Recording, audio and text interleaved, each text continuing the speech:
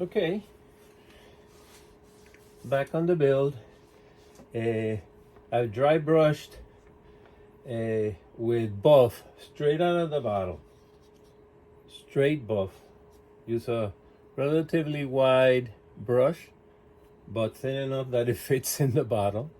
And I've gone over a lot of the underside, some of the sides. Again, the dry brushing. I've mentioned before in other builds, I think it's important. Dry brushing with acrylics is kind of tricky. What I do is that I use the same paint to kind of clean the brush, or it would get clogged up quickly.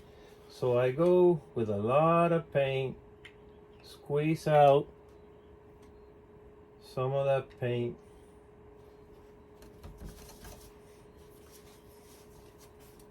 and then go to it. I've already dry brushed some of these nooks and crannies under here. Again, I'm using buff.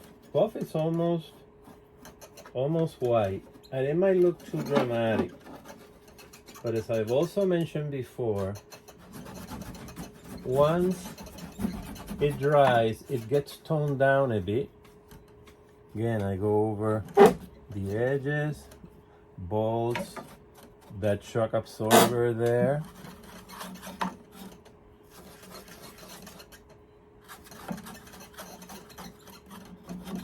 Once I flip it, I flip the vehicle, then I'll be able to get these undersides even better.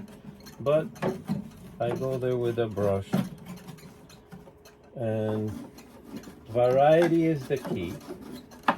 So if it's a heavier application here and there, that's fine. Again, this area won't be seen. I'll try some of the frosted I have planned.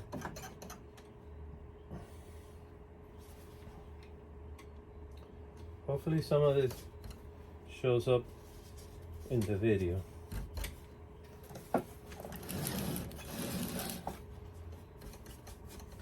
gonna remove more paint in this case because I'm going for the wheels.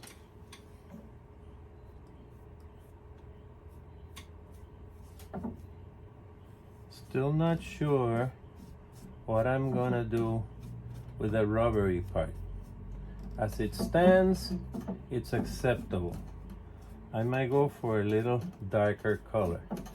But see, I painted that wheel, I added some shading, and now the dry brushing brings the detail out.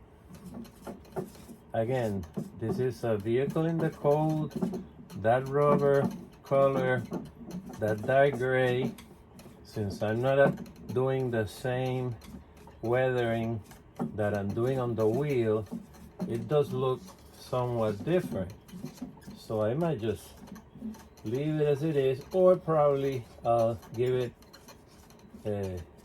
like a darker wash. I'm not applying any more paint as I'm going on the wheels, as I don't want to get too of a dramatic effect. But you get the idea, you know? All the detail that is molded in these wheels comes out.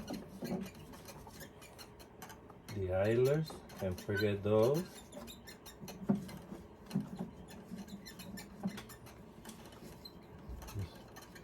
Pops up all the detail. The driver. I'll need some. Again, when I go back in the bottle, that brush is already almost clogged up because acrylic paint dries really quickly. So when I go back in the paint, I'm actually cleaning the the brush a bit. Don't go straight for the wheels because I want to make sure that some of the paint is gone.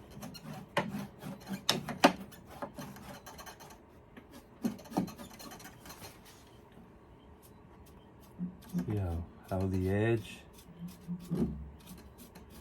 picks up the lighter color. The bolts that were singled out with shade now also come back up, stand out, that rim, and you get, you know, between the basic color, the shading,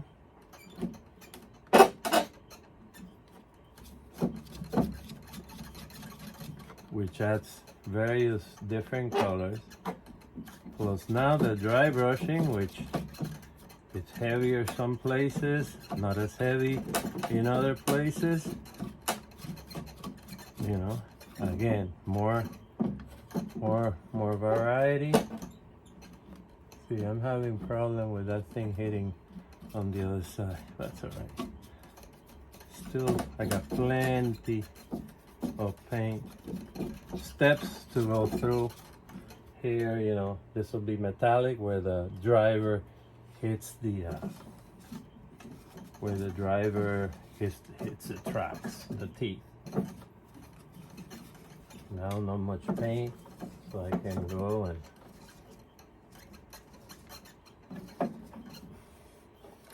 and that leaves us with the idler.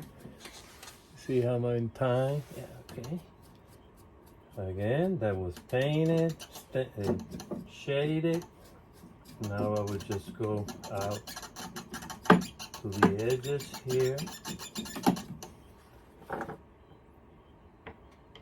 One last application here of paint as I'm running out of minutes in the video.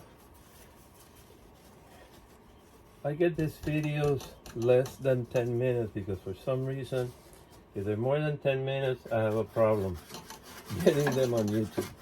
So, less than 10 minutes it is. We're up to 7 minutes. I'll add some pictures. Some close-up pictures. Here, look how that ball detail comes up.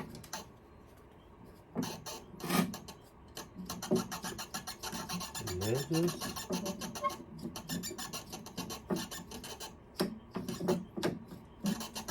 Again, if you're doing this and it ends up that even after it's dry, it's too dramatic, you know, you can go over with like an overspray of flat earth or buff or a mix.